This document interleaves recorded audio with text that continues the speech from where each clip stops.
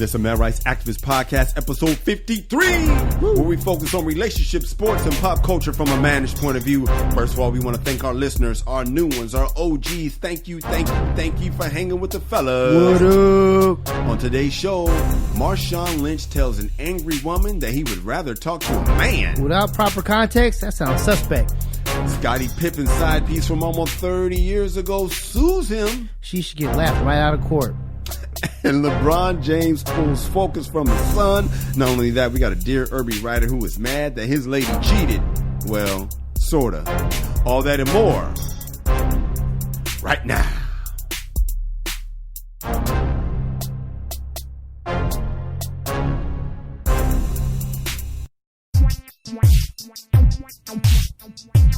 This is the MRA podcast from Kyle and Kamel. I am Kyle. I am Kamel. We are saving relationships one listener at a time. We got some feedback, homie. Ooh, now. Yeah, this is from episode 51 where we remember Eddie Murphy talked about his, he was made of Bruce Lee, Elvis, Richard Pryor, and Ali. Yeah. And I asked you what you were made of, your ingredients. Well, Bro Green, who listens on YouTube, said he is made of George Carlin.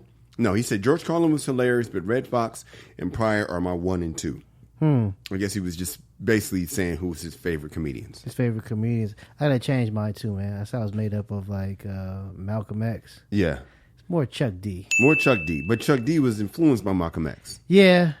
But I like the fact that Chuck D is a rapper. Mm-hmm. And so his goal is to entertain and to sell records and perform in front of the masses. But he's also kicking some knowledge and he's well respected. Mm-hmm. So Malcolm was on another level. His whole thing was straight knowledge. Yes.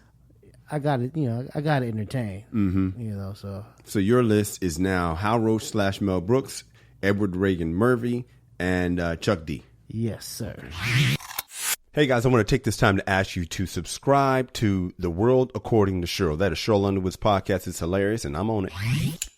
My boy Steve On is listening in the Lou. He also listens on YouTube. Mm-hmm. He's like a superhero, man. I can mention what company he works for, but he goes out and helps people during tragedies. You know what I'm saying? Helps them get back on their feet. That's dope. Yeah, and his son graduated from the Navy Sea Cadet Boot Camp, a program for youth interested in military service. He wants to join the Navy one day as an engineer. That's excellent, man. Young black man gonna be an engineer, bro. That's cool. Building bridges or whatever. Yeah. Do something helping people out, man. We got to send a shout out to him as well. He has a birthday coming up next month. It's always cool when you hear people, you know, your friends and family you grew up with that listen to the show and benefit from the show. Dynamite. Yeah, man. Hey, man, when we come back, dude, we got to talk about saving relationships, man. I got one for you this time. Okay, cool. All right, this is the MRA podcast. Yo, Kamau. What's up? I finally finished my album, dog. The one you did in 2013? Yeah, man. I know, man. A long time ago, man. But I said, you know what? I'm going to finish this album. This thing is coming out. Eventually. You know, you got to finish. You can't give up. I can dig it. And eventually it's finally here. Eventually it's finally arrived, man. And I was listening to it, man. This thing was funny, dude. Okay, it's not dated. No jokes about Chingy or nothing like that. There is some dated jokes in there. Like there's a reference to, it was before Michael Sam came out. Because it was like a reference to gay athletes that came out, and I was like, "Wow, that's dated." Okay, but the juxt of it is everything's good. Bruce Jenner still, Caitlyn. He's Bruce. He's Bruce. I don't talk about him, but he was Bruce. Yeah, I used to have a Bruce Jenner joke, and he was Bruce, and this when I recorded this. But no, it's ready, man. It's out. Okay. It's funny, man. Check it out and get it on iTunes right now. It's called "Be a Man at All Times." Kamal's very important ever since we first heard from Teresa that we need to do something positive to help brothers to help their relationship, right? Yeah. And today's, I got a lesson of the day for y'all. Okay. All right, guys, now it's time for the lesson of the day. Find something to celebrate. You got to find something, anything. Find something she did right. I used to do this in my classrooms. Say I had a bad class, right? Yeah. And I would try to figure out how to calm them down. So what I would do is I would start a good list on the board. Mm-hmm. And that, they love that good list, man. That good list? These are middle school kids? I know, man. Sometimes in high school, too, the younger high school. Okay. The junior and seniors didn't care. But, you could get away with that around 10th grade. Because I remember when I was growing up, it was always the bad list. Yeah. But what you're doing is you're giving them shine. Mm-hmm. So I started saying, you know what? I'm gonna write the good list. And so I would find the knucklehead and just I wouldn't cheat, but if he did anything right, if he sat up straight, I put him on the good list. Because he would, man, once he saw his name on the good list, dog. You want to keep it on there. You want to keep it on there, man. Yeah. And so, and I would try not to erase it. Maybe I'd erase a letter. You know what I mean? because what happens is if you break their spirit, they just forget it then. Yeah. I ain't on there. I don't even care knowing they care. They care. Yeah, they definitely care. So he was grading on the curve? No, yeah, I was just finding an excuse to give them praise. Right. So put their name on the board for the good list, write a good list. And even, I would even try to come up with an incentive, like letting them leave early, but they never really left early. They would leave like right when the bell rang and everybody else wouldn't leave. You know what I mean? Because you get in trouble for that. So in your relationship, you got to find something she does right and celebrate it. Now be careful because you can look condescending like, oh, wow, gold star. Oh, wow, look at you. You finally asked me if I wanted some coffee in the morning. Now you done played yourself. Yeah. But if she gets a promotion at work, if she, gives you some dome without having to act, just find a way to show your appreciation, man, and come with some just because flowers. Be like, you know what? I just want to say thank you. I appreciate you, or I want to shout you out for your promotion you got at work or your new job you just started. Or the proactive dome you gave me. Or the proactive dome you gave me, man. You got to be careful of saying thanks for dome, though, because they can sometimes get offended by that. No, I'm just going off of what you said, man. Mm-hmm. It's hilarious. No, I agree, man. It's something, obviously, I struggle with. I struggle with compliments. I struggle with praising people. I struggle with praise, period. Yes. You know what I'm saying? I just struggle with that. That's just not in my wheelhouse. Mm-hmm. So that's something I definitely need to, a philosophy I need to adopt. And I like the buying flowers, man, but my wife listens, so I don't she listens to the show, so if she sees flowers, like, oh, nigga. Yeah, but the point is, if you don't, it also hits you. Yeah, you know what I mean? Both ways, both ways. So you might as well just, you be amazed how much they love flowers. It's so ridiculous to us. This show is coming out Wednesday. So I need to get the flowers before Wednesday. Today's Monday. Yeah. If you get the flowers tomorrow, you'll have a happy woman. And I know your wife. She's only going to be happy for 24 hours anyway. So get that happiness. So when we come back, hey, man, remember when we said our third quarter goals? Mm-hmm. Hey, man, I got an update on one of them. Okay, cool. Can I have your attention, please? We are trying to start a movement. You heard that right. We're starting a movement. We're doing something different here at the MRA podcast. We vibing with y'all. You know what I'm saying, fellas? You know what I'm saying, ladies? It ain't just fellas that listen to the show. Matter of fact, it's a majority women, but it's all good. I know you know somebody that fits with what we trying to do over here. So all we need you to do is send it to them. Tell a friend. You know what I'm saying? That somebody know how we get down here at the MRA show. It's really called the podcast, but I just wanted to rhyme no and show. Kamal, you remember we did our third quarter goals. The first quarter is January, February, March. Mm-hmm. And then April, May, June, that was the second quarter. I struggled in the second quarter. The third quarter, man, I was vulnerable, man. I shared with the listeners that I'm trying to get a Laugh Factory showcase. That was one of my goals. And I just found out last week that I finally got one, man. Damn. Man, I haven't had a Laugh Factory showcase in 17 years doing comedy. I thought you meant in 17 years. You mean I got one when I first started. Oh, and I got it too soon. I made called it a favor. Thought I was dope because I had my little Judy Carter showcase. Okay, and got up there and ate a shit sandwich, extra cheese, hold the onions, and then what happened was I hated the Laugh Factory process. What it used to be is like you have to sit out there for an hour. I mean for hours, right? Mm-hmm. Just to get a chance to perform next week. That's how it used to be. Right. Okay. And then you come back the next week, and then if you kill the owner, Jamie Masada, be like, "Good job, buddy. Good job. Come back in a month." And be like, So then I would come back in a month, and I never made it 3 times in a row because by the third time I always like, man, forget this. I'm done. I'm better than this. But that's been a big detriment in my comedy career of that ego. I don't need to do this. Mm-hmm. I'm better than this. It's like pretty girl syndrome. So, I decided, and I didn't want to say it on the podcast, like I said, because it's embarrassing. I've been doing comedy too long to not be a Laugh Factory regular. But a lot of people aren't Laugh Factory regulars. And I just said, forget it. I'm going to call it out. This is what I want to do by September 30th. And, I remember before I did my set, I literally was like, it is my intention, because you remember I told you I've been setting intentions. Yeah. It is my intention to do the set that they're going to invite me to do the showcase. And it happened, man. It finally happened. Okay. So what's the showcase entail? Entails 7 minutes on a Monday night. Okay. In front of a more real audience, I'm imagining. Okay. And so, I'm anticipating having a good set, because the hard part for me isn't the good set. The hard part for me is getting in front of the people to do the good set. Right. Performing in front of the right people. Getting the right people to watch. Yeah, playing the game to get the right people to watch. Because it's never just, oh, you did well, good. It's always, oh, you did well, come back next week and do it again. Oh, you did well, good, come back in a month, do it again. And so that frustration has caused me, has activated my ego. Now, when you say come back in the month, that means go back and stand there hours and do all that stuff again? Yeah, that whole process? Wow, okay. Yeah.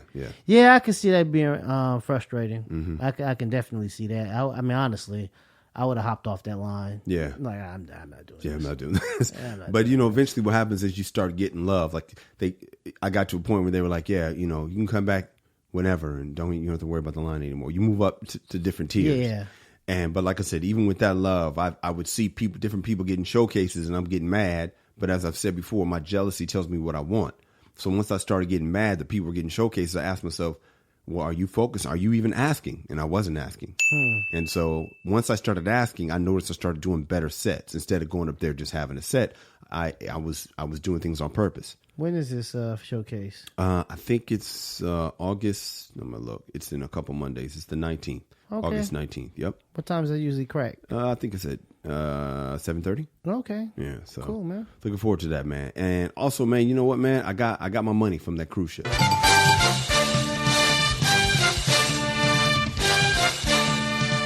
Excellent. Yeah, man. I got my money finally. I got to be honest, man. I was mad, and my approach wasn't going to work. I took some advice. I humbled myself, and I emailed the higher chain of command. Okay. And it's because the person who was playing me, he left the company. And so I realized that there's a chance that the people higher up didn't even know about this situation. And so I gave them a chance. I don't know if they knew. Okay. I think they knew. Okay. But, whatever. That doesn't even matter. The point is I went higher up, and she handled it immediately. Got your screw. Got my screw, man. For those who don't know, earlier in the episode, I had a dilemma. Should I go on this cruise ship and do comedy, or should I do this pilot? I picked the cruise ship, didn't do the pilot, but then it turned out I didn't even get my money from the cruise ship, so I was highly perturbed. But a few months later, I got it. So anyway, man, just wanted to give my praise report, dude. When we come back, Marshawn Lynch is our hated male of the week, and we will tell you why. Woo! You listen to the MRA podcast. Hey, what's up, man? I just had to take a time away from the podcast to let you know. If you want an MRA hat, you can get you one. You know why? Because we got them for sale. We got them for sale. We got them for sale. We got them for sale. We got them for sale. We got them for sale. We got them for sale. You can get you one in red, blue, black, whatever you want. Just go to the website, themrapodcast.com. That is themrapodcast.com, and get you one. Today's hated male of the week is Marshawn Lynch. Beast mode. Did you watch the video come out? I did watch that video. For those who don't know, all right, Marshawn Lynch has a football camp out in Seattle. And he has kids there ranging from 9 to probably, I don't know, preteen, 13, 14, 15. Yeah, something like that. And he has some young kids, the kids in question around 11 years old. And he cursed the kids, used the N-word, basically told them to get the fuck off the field. One of the moms got mad. Told him to get the fuck off the field. The kid goes and tells his mom's friend. The mom comes on the field. She gives Marshawn an earful, tells him this, that, and the other. Takes off the kid's T-shirt, I guess camp T-shirt. Or jersey, yeah. Jersey, throws it at the feet of Marshawn Lynch and storms off. Marshawn Lynch, who's clearly out of shape after only a year out of football, out of breath. He ran up some bleachers, yeah. He ran up some bleachers to talk to her. And wanted this recorded for whatever reason. I don't know if it was her friend or his people, but he's looking into the camera that was on TMZ and was basically trying to explain himself why he was cussing at this kid. Didn't deny it. No. But one of the things he said when he could tell she was mad is to even start the whole process. He said, "Is there a man with you that I could talk to?" And her friend, not the lady, her friend. Why does it matter? Yeah. Is there a man with you that I can talk to? Mm-hmm. Why would a man say that, Kamal? Well, Marshawn's been playing football his whole life. Yes. And he's made it to the very top, the upper echelon of football. He's made it to like the highest level you can make it to. He was an all-pro Super Bowl champion, NFL running back. Yes. You don't get more. You don't get higher than that except the Hall of Fame after his career is over. Yes. But he's played at the highest level. Been a legend all his life. Right. Yeah. And so he's saying, hey, Mom, I understand your frustration, but if there's a man, I can have this conversation because chances are there's a possibility that this man grew up playing sports as well. Yes. And most of us who have played sports at one point or another had an abrasive coach that yelled and cussed at us. Yeah. At least one. Yes. I had probably in my lifetime maybe 3. Okay. Basketball coaches. Basketball coaches who were just like, what they'd say, man, like tell us we're fucking up, and we had actually my sophomore coach, Coach Latner. Yeah, man, he would accept. Yeah, this is what he would accept. He's yelling at us. Yeah, I fucked up, coach, and he would stop yelling at you as long as you said that. If you said I fucked up, coach, we're good. We're good. I love that. Yeah. I had Coach Hope, Eisenhower High School, man. Of course, granted, these kids are 11. This is high. All my high school. I was in high school. Yeah. Coach Hope, classic, man. I remember he told my boy Chris Ball, because Chris Flossie, you know what I mean, had to be Flossie. The first day of practice, he's got a towel. You know, the football players with the towel out their butt, and the sprinklers had been on, right? So J.C. McKee, who's 3-year letterman, 3-year starter, right? Well, not 3-year starter, but 3-year letterman. He has a towel. So Chris takes his towel and lays it on the grass and sits on the towel so he don't get wet while he's stretching. Coach Hope, CIF champion coach, just won it all last year, the year before. The year before, he's number 1 in the nation. He walks up to Chris. He said, son, what are you doing with that towel? Hey, and Coach Chris was like, JC has a towel. He said, son, you haven't played a goddamn down of Eisenhower football. Man, we laughed our ass off of that shit. That was one. The other one, coach used to be like, God damn it, I put you in and you dick it up. That was his favorite phrase. I put you in and you dick it up. They always had those weird phrases. Yeah. Had a coach about sack. I had a coach of Frisbee.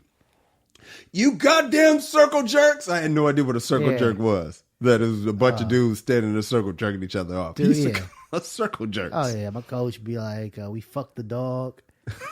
Like, I put you in. We had the game, and we fucked the dog. Like, what the hell does that mean, coach? What does that?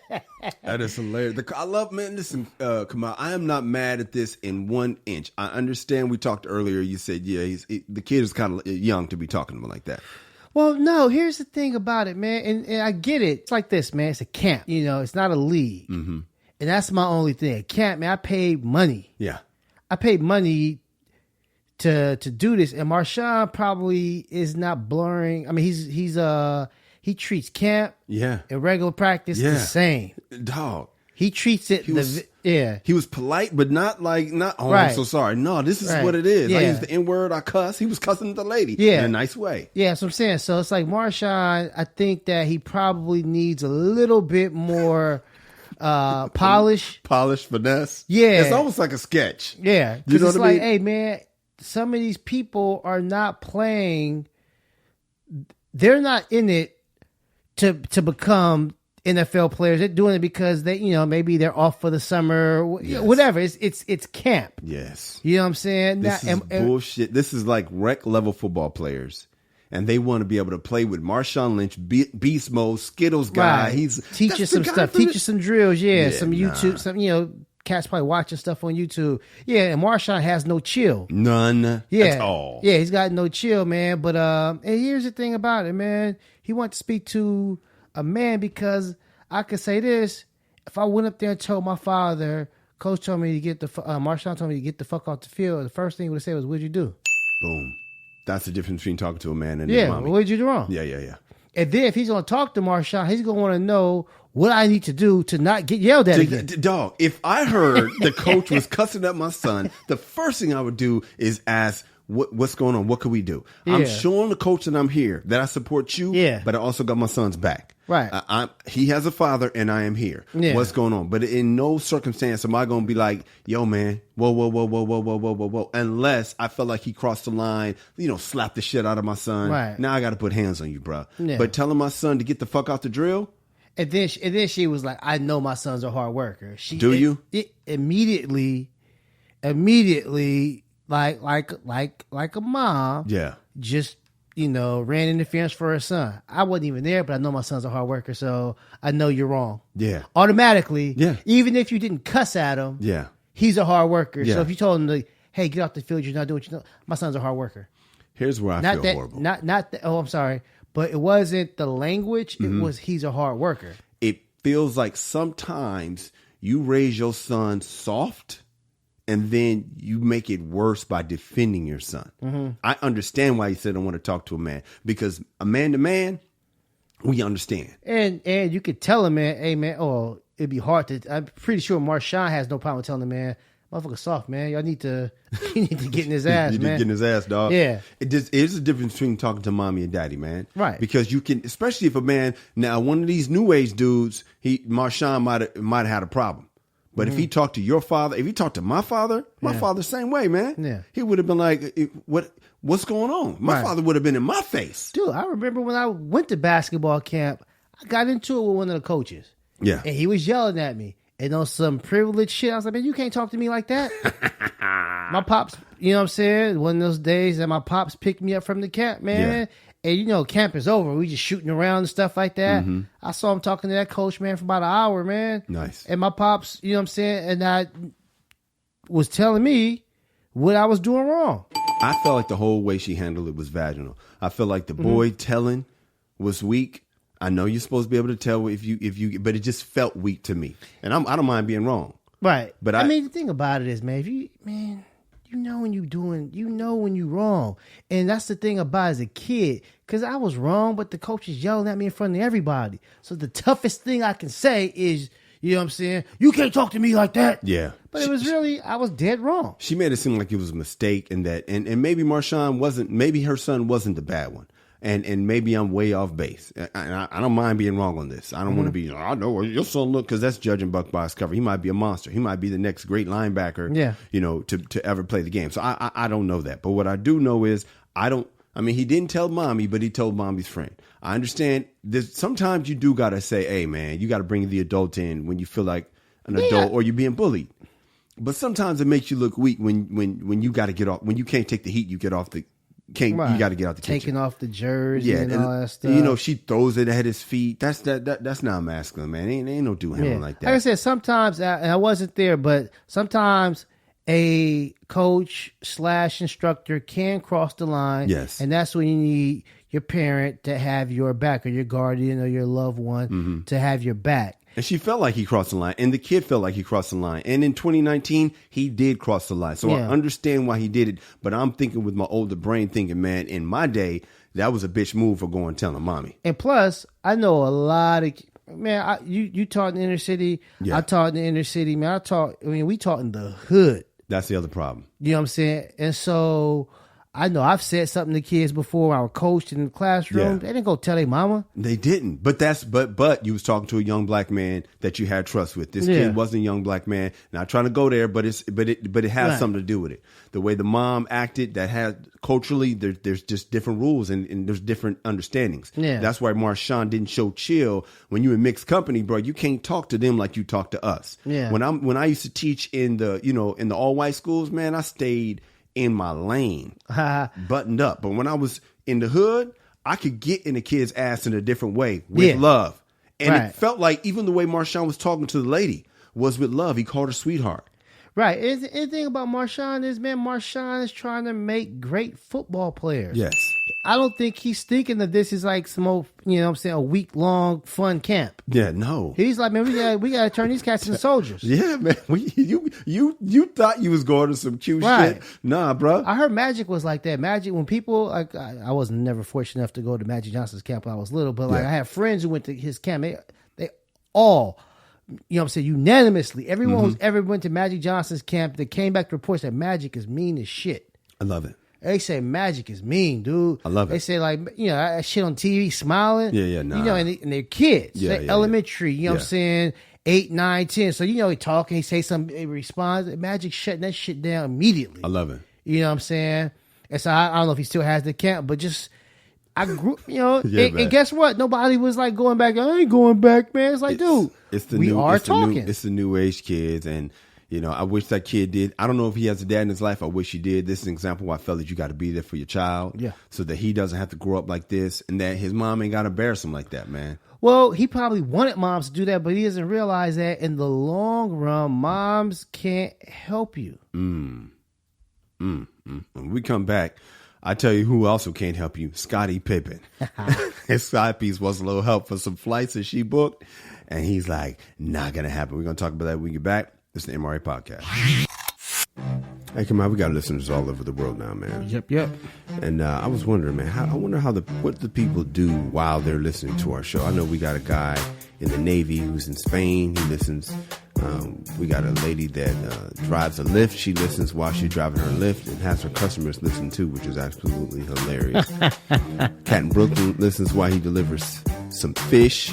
Okay. We want to know from other people, man, how do you listen to our show? What are you doing? Hit us up on the social media. I'm at Kyle Irby. I am at Angry Kamal. And let us know what you're doing when you listen to our show. Kamal, what are you doing when you listen to the show?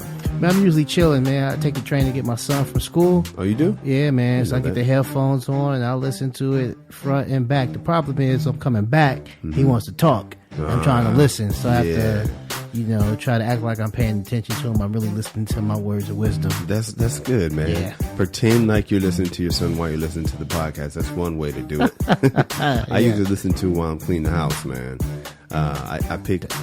Well, go ahead. Domestic work? Yeah, man. Oh, come on, dude. I wish I didn't have domestic work, but yeah, man.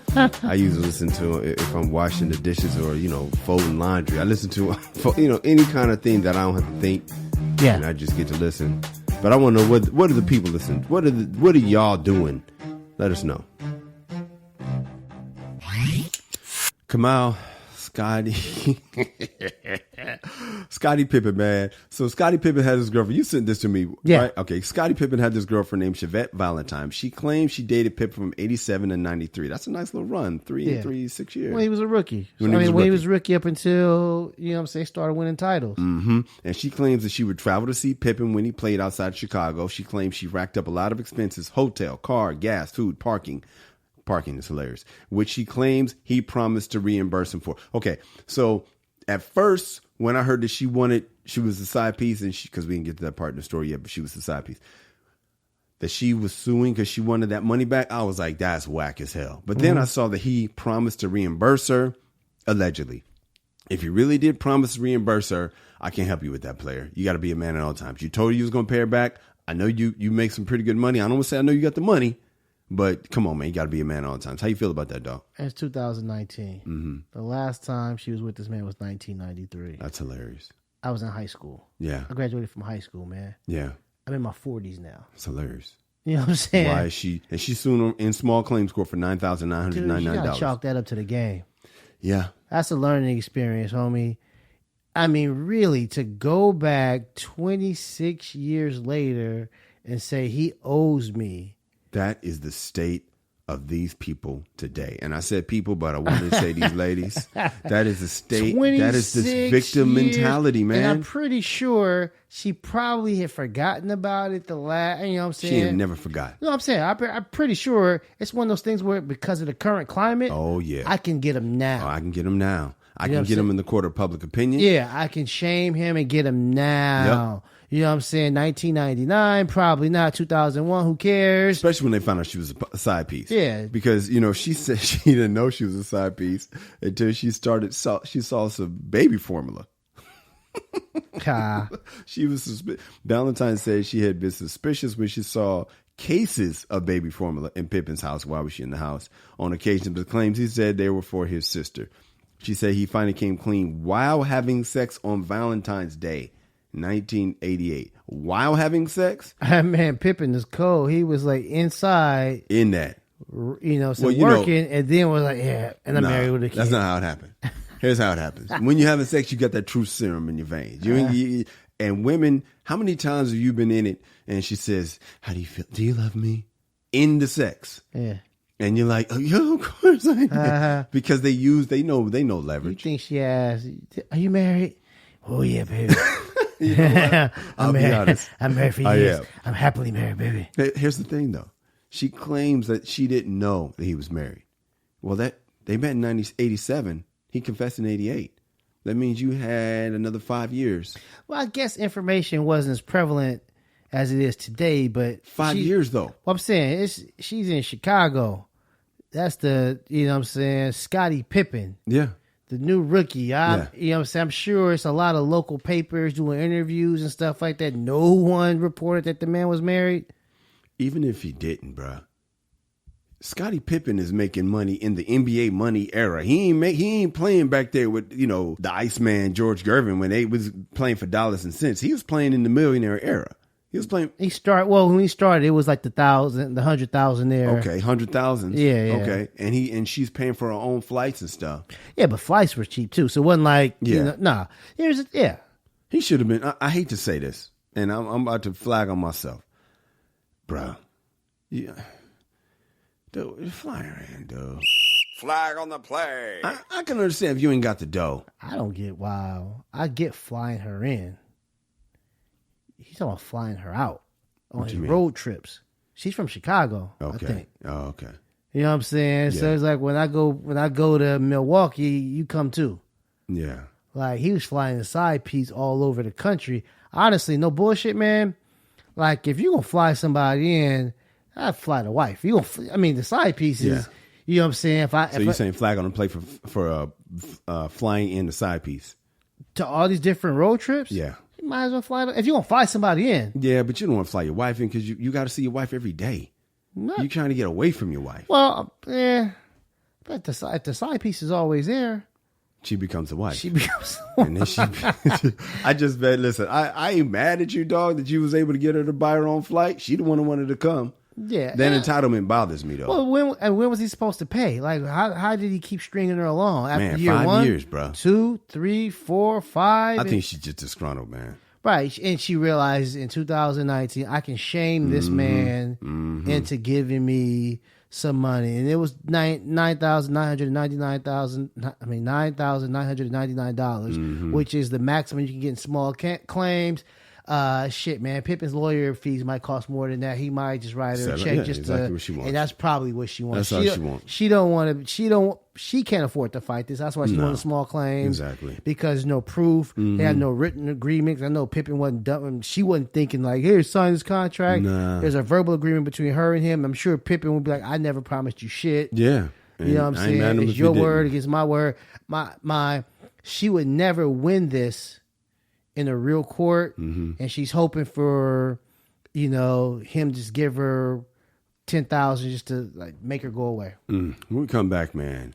Speaking of making him go away, last week we talked about Puffy dancing in his son's video like Suge Knight shamed him for doing years ago when Puffy possibly is with his son's ex.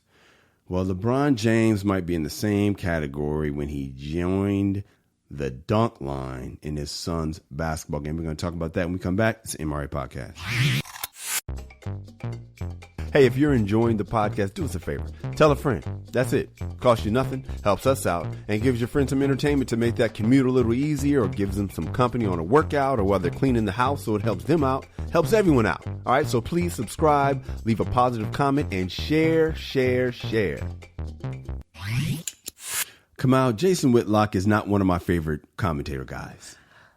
I know, man. I try to defend the guy, but it's hard. Man. It's hard, man. It's hard. He comes off. It seems like he's not a fan of the brothers, dude. And it seems like he allows white dudes to let him sit there, Larry Elder style, and tear brothers down one after another. Yeah. Not in like privacy with us. Yeah. In mixed company, he allows himself to be the dude that calls the brothers out. Yeah, because Stephen A. got accused of being like a coon and all that stuff. And I would be like, man, he's not, man. He just doesn't like to see ignorance. Yeah, he hates it. You know what I'm saying? Yeah, But yeah. you know what I'm saying? Stephen A., I truly believe that he's got our best interests at heart. Absolutely. And I thought the same thing with Jason Whitlock? Jason Whitlock. And I heard an interview with Roland Martin, and he was kind of like defending the cops, saying like there is no institutional racism and they're not targeting black people, and because it makes no sense financially because they get sued, so they're not really going out and killing black folks at that rate or with the intent that most people think is, you know, that recklessness. Yeah. And I was like, yeah, Word. I can't defend you anymore, Yeah, Jay. no. I'll say this, as far as sports shows, Yeah. it's my favorite show. Really? Oh, man. Speak for yourself. That's good? It's my favorite show. Who's he with? Jason and who? Marcellus Wiley. Oh, my boy. Compton. It's really, Is it? really good show, man. Out of like the Herd and all these different people got the. I never listened. I didn't like Max and Marcellus together. What? I hated that show. Oh, my gosh. Dog, I didn't tell you. We haven't done the show since, man. I got a shout out from John Ireland, man. Yeah, What? dude. From Mason and Ireland, dude. I got a shout out from John Ireland, man. I did a show at a country club, and I'm on stage, and I look, and I was like, is that John Ireland? And he was like, yeah, you know, his voice. So then I start, but I know John, man, I've been listening to John Ireland 5-10 years, right? Yeah. So I start talking to him, bantering with him, and, you know, going in on him friendly, you know what I mean? And I basically made him the star of my set. I just kept going back to him because, you know, I really do know the dude. I know a lot about him because it's like if somebody listened to our show, they know a lot about us. Yeah. So I know about him. I know he's the Lakers play-by-play. So then after the show, we took a picture together, man. And the next day, he retweeted it and gave me a shout out on his radio show. Oh, wow. That's dope. Yeah, man. So that was dope. Anyway, so Max and Marcellus. I used to listen to, you know, John Ireland and Mason. Yeah. And then Max and Marcellus. I always liked Marcellus when Max wasn't there.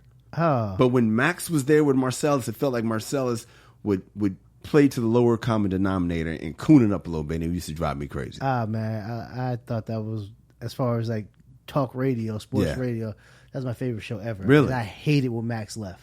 Ah, that's It was funny. like, Max because and he's not even Marcellus. the same dude on TV. Yeah, he's not. He was I hilarious. like Max without Marcellus, and I like Marcellus without Max. Well, you would like Speak for Yourself with Jason Whitlock and Marcellus. Marcellus is smart, man. And it was my- like he would be playing dumb. It would drive me crazy. Got Nigga went to Ivy League. Got great sports philosophy. Yeah. He's got great analogies. Dude is smart. I'm he's like, on this point, dog, man. And he's he does quick. his homework. He is quick. Yeah. And Compton representing. Yeah. So anyway, Jason Whitlock. So Jason Whitlock called out LeBron James, and he basically said LeBron James needs to sit his ass down somewhere. The same way LeBron said his mama needed to sit down somewhere, he said LeBron needs to sit down somewhere because there was an AAU game. This is the young basketball leagues where all the young, the great young basketball players play. And it was a layup drill, and LeBron is in the line of the layup drill. This is where he lost me, bro. Because at first, I'm ready to hate on Jason Whitlock. I'm watching LeBron. He does this monster dunk. They show his son's face. His son looks over his shoulder, sees his dad dunk, and just almost rolled his eyes. He doesn't roll his eyes, but I could see like, oh, this nigga here. Right. And I mentioned this in the barbershop, and everybody defended LeBron. Here's the thing about LeBron is at that point where he is almost infallible. Mm-hmm. You know what I'm saying? He's at that status because of his play. Yeah. Right? His And play then off the is field. warranted. And off the court, amazing. like his social he stands up for the right social causes. deeds, yeah. He stood up for Trayvon. yeah, they He wore also- the black hoodies with the Trayvon Martin thing. Yeah, they wore don't shoot. He wore the don't shoot He shirt. wore the I can't breathe I can't shirt. breathe. Like, yeah, so he And then the school in Cleveland. right. Come so on, man. Much props to LeBron right. James. So pretty much in the barbershop. Yeah. And he's playing for the Lakers now, so I'm in L.A. Yeah. He's infallible. Yeah. Right? And so for the most part, people like, oh, man, that's great. Mm-hmm. You know what I'm saying? If I wish my pops was, they talk about with fathers and stuff like that. Man, he's doing a great thing for his son, dunking in the layup lines and stuff like that. And on the sideline clowning. If my son was dunking, I'd be clowning too. And then it was another shot of his son caught a lob, and LeBron ran during. It wasn't a timeout. He ran on the court like it's like Def Comedy Jam. Oh my god! Oh my Yeah. god! Yeah, yeah. Ran on the court, did like damn near like a slide. His shoe came off. I'm sorry. He ran on the court, did some stuff. His shoe came off. Ran back on the court, slid, ran off, acting the fool. Yeah. And like you can see the kids coming down. Yeah. Like to play defense. Yeah. What if one of the motherfuckers tripped over him and stuff like Yeah, that? Like, he's on the court. Yeah. And then, except for like his number one fan, my boy Chief. Who's Chief? It's my barber, your boy, man. okay. He's number one LeBron fan. Everybody was like, yeah. Not so much. He doing too much. Yeah. Like, yeah, man, he doing too much. Because the thing about it is, all right, my personal opinion, it's, hey, everybody, look at me. Yeah, man. You pull My focus. son is getting really good.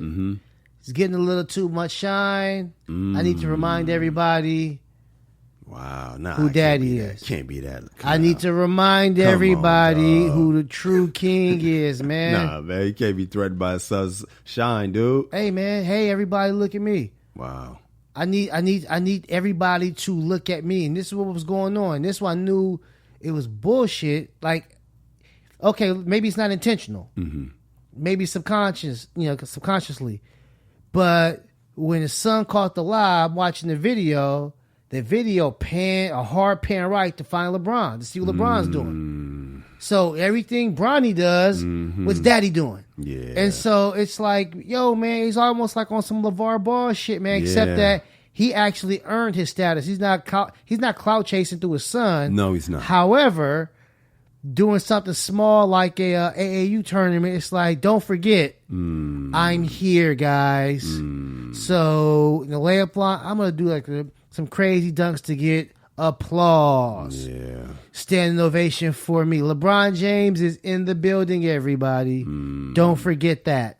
So, son, good dunk, son. Now let everybody watch my reaction. I think it's doing too much. I think it's I think it does your kid a disservice, man, because here's the thing about it, man.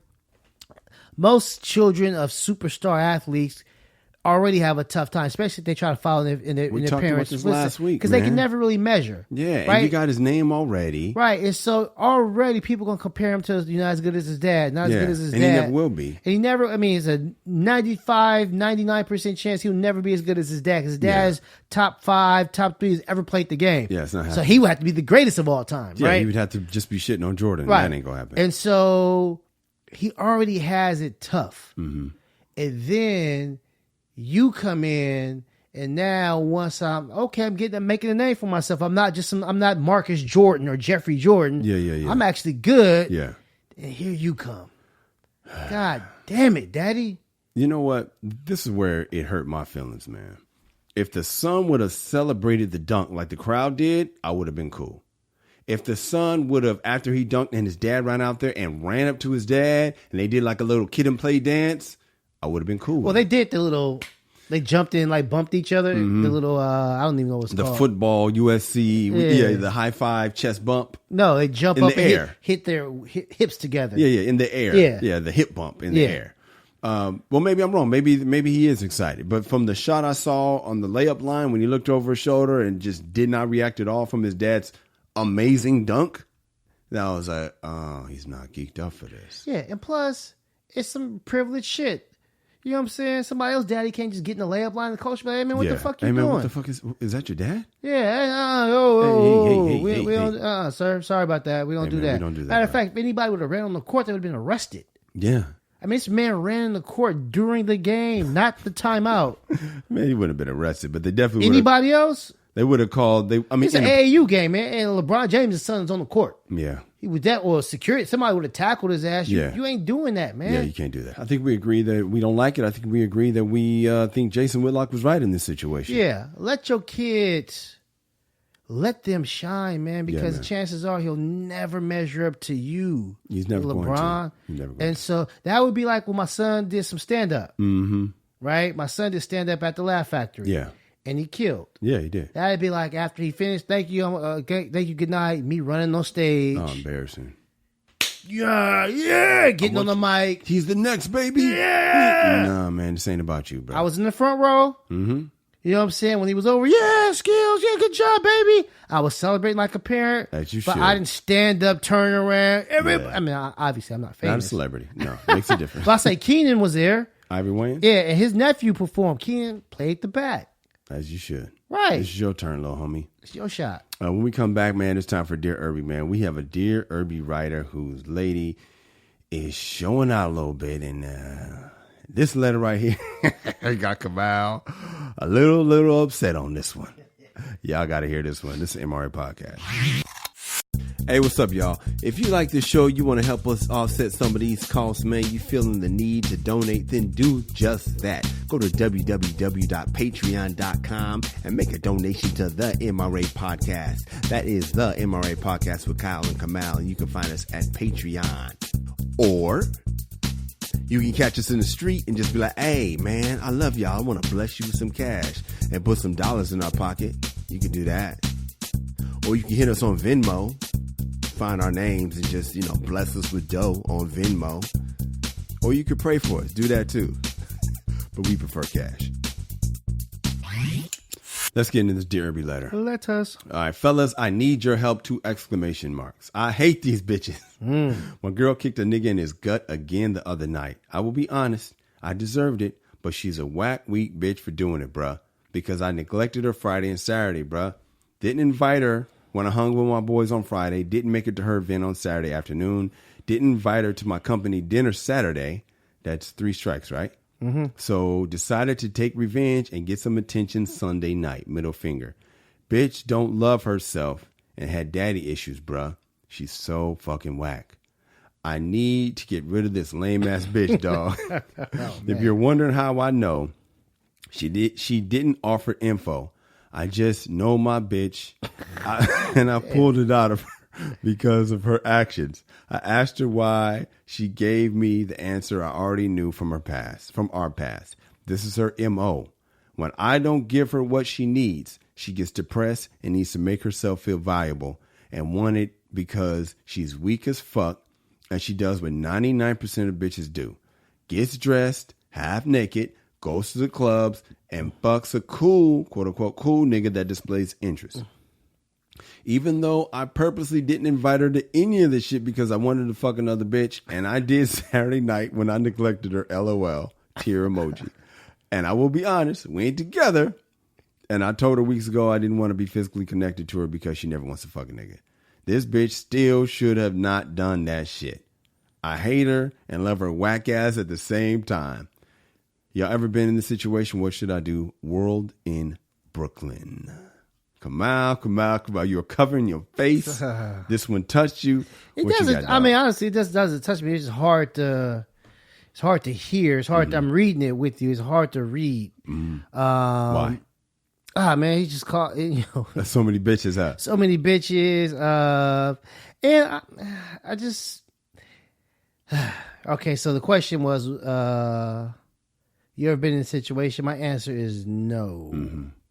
I've never been in a situation because here's the thing about me. Mm-hmm. Like he said, okay, I'm gonna skip all the other stuff he said. Mm-hmm. He says he told her weeks ago he didn't want to be physically connected to her because she never wants to fuck, whatever. So they kind of broke up. Yeah. So after that, when I'm done with somebody, I'm done with somebody. Yeah. So I wouldn't have invited her to anything. We're done. Mm-hmm. I would have been trying to smash the other chick. You know what I'm saying? So I would have been done, and I wouldn't have cared about whatever she was doing. That's just me. Mm-hmm. I know some people are like, I might be done with you. But you can't never be done with me. I'm not that guy. Yeah. You know what I'm saying? Call me square, you know what I'm saying? Simp, whatever, but I'm not that guy. So for me, I wouldn't even had this much emotion. Mm-hmm. You know what I'm saying? After she did what she did, I probably wouldn't even never found out about it unless she just wanted to throw it in my face. Yeah. You know what I'm saying? Because I wouldn't have inquired. Mm-hmm. Well, I'm done. Yeah. You know what I'm saying? But he's got some feelings for her and stuff like that. I don't know how to help World, man, because I'm in a different lane. Always have been. Mm-hmm. I'm square biz. You square biz, so this doesn't even feel like it's in your department for you. Right, yeah. I mean, you're looking at this like, I don't understand this. I can guide you to somebody. Yeah. Kyle Irby, can you please? Well, you know what? I'm so glad you can. Because when we come back, I'm going to weigh in on World's email. This is the MRA Podcast. Are you yelling at your radio right now? You know, what the hell you saying? You wrong, Kyle. You wrong, Kamal. Yeah. Or right. That's what I'm talking about. Word. Yeah. Hey, then tweet us. Stop what you're doing unless you're driving. Stop what you're doing. Hit us right now. Respond to us. You know, just talk to us right now. Let us know how you feel. I'm at Kyle Irby. I'm at Angry Kamal. Or you can hit us both at the MRA Podcast and let your voice be heard. Yeah, man. You know, so we'll read it. We might even respond. And you just might hear it on the show. Yeah, man. Be a celebrity for a day. Yeah, so man, just stop what you're doing. Hit us up, man. You'll get a response. Yes, sir.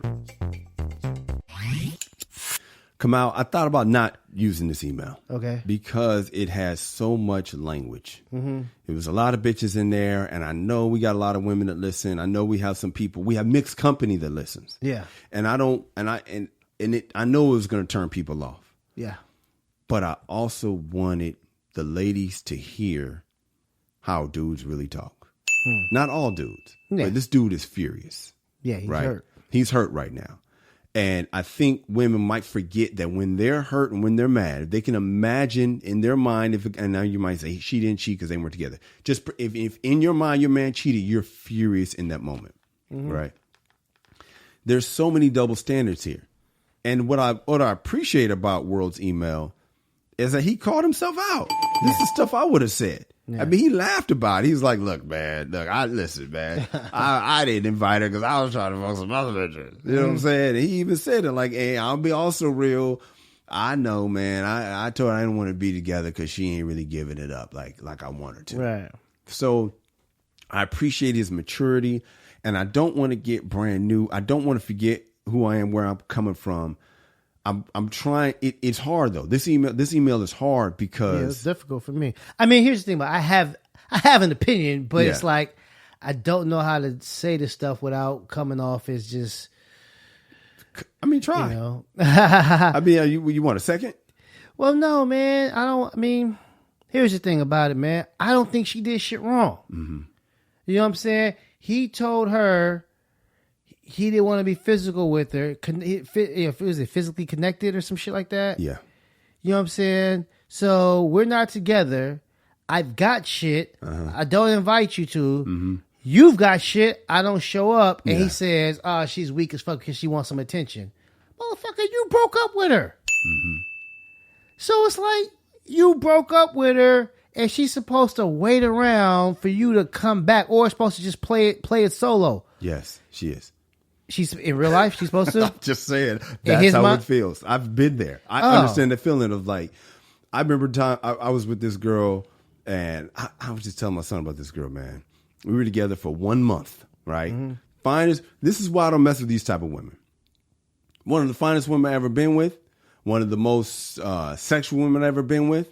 We lasted 1 month entirely because. This was a similar situation. I got mad at her. We broke up, air quotes, right? That next week, she was smashing another dude.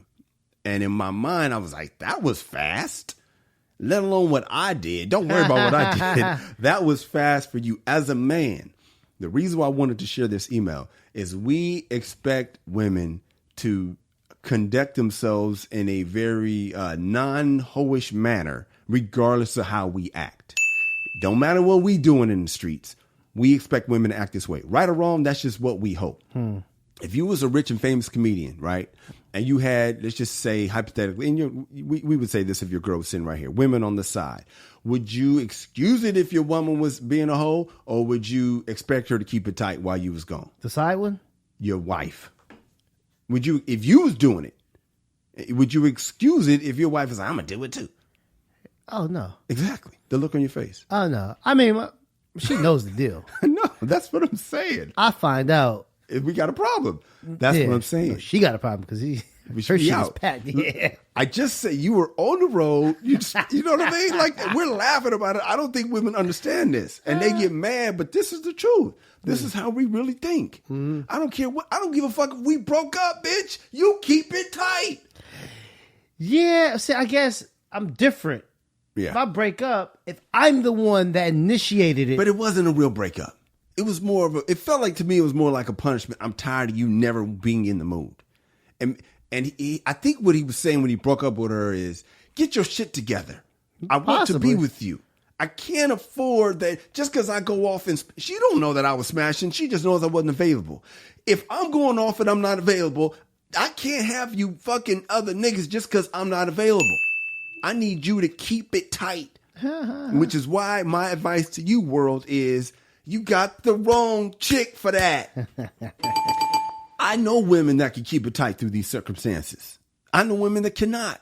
That girl that I had the 1 month fun with, she could not. She could not. That's why I dismissed her after a month, and she was fine, Kamal. I'm talking about wow. Wow. Fine. Yeah. But it didn't matter, man. When I saw that, I was like, oh, hell no. No way. And that's what you need to do, world. I'm not trying to come on you because of the language. I'm going to let that go. I'm not going to come down on you because of the double standard. I'm going to let that go because every man I know thinks in that double standard way. If they're doing it or not, they don't want their woman doing it. Mm-hmm. But what I am going to come down on you and say is, bruh, you absolutely got the wrong woman to build your team around. She is not your bottom. Bottom is a pimp term, meaning the bitch that you build your stable around. She's not your bottom bitch. She is a floozy. And women were like, but he's a floozy too. Yeah, that's not the point. The point is, we know she ain't what you want her to be. She's a wide receiver and you got her playing offensive line and she can't do it. Yeah. I agree. I agree with everything. I agree with everything you're saying. I guess I think we differ on the breakup. You're saying they weren't really broken up. No, they were. Yeah, I'm saying if this is me, when I'm done with somebody, yeah, I'm done. See, this is the difference between me. I be having baby breakups all the time. Oh, we done. I'm done. We're done. It's like in the R. Kelly song. It's like I said I was done, but I didn't mean it. But I don't mean it. And I might like I be having those all the time. I'm done. We done. Fine. We done. There's a cooling off period. Yeah, I guess I've never been done more than 24 hours. Oh, okay. I've never I've been done and left the house and come back shit, man. If you came back and she had already smashed somebody else, that's my hours? Point. Oh, so you're saying I'm saying the next day. Yeah, so you left to cool off. Let's just pretend you had a place to go. Right. You and your main, I'm not going to say your wife, just saying, hypothetically. You and your main had to blow up, knock down fight, not physical, just the I'm done with you fight, and you gone. I'm out. I can't do this no more. I'm done with you. And then you leave. And a day or two later, you cool off and you come back and somebody is already in it. Oh, yeah, we got a problem. That's what I'm saying. That's what I'm saying. Oh, yeah, we got a problem. No matter what I was, no matter where I was in the last couple of days. You went on a heroin, cocaine, crack, meth bender with 19 women. Yeah. And when you came back. I was Lamar Odom at that bunny ranch. Yes. You went to the bunny ranch. And when you came back, you expected. When I came out of my coma. You expect her to be kicking her feet on the couch, crying, and embrace you. And y'all have the best sex y'all had in 3 years. That's what you was hoping happened when you got back. Yeah. So that's why, as bad as World sounds, and he knows he sounds bad. Yeah. I'm glad we did this because I just need the women to understand. I don't know what I'm hoping that they'll gain by understanding, but the whole purpose of the show is so they don't get to hear these conversations. They don't hear how we talk. They don't hear how we talk when they're not here. So even though this was cringeworthy, I want them to hear the truth so they can understand. If they overhear it one day, don't be so outraged. This is normal. I got you. If you guys have a Dear Irby letter, send us an email at dearirby@themrapodcast.com. That is dearirby@themrapodcast.com. Where can we find you? Twitter at Angry Kamal. I am at Kyle Irby. We are both at the MRA Podcast on all social media. KyleIrby.com is my website. You can see my videos, some of my commercials. The MRAPodcast.com is the family company website where you can see watch and listen to every last episode we've ever done. Check out some of them old Dear Irbies. They are doozies. This one was a memorable one. Ladies, we love you. Fellas, be a man at all times. Deuces. MRA.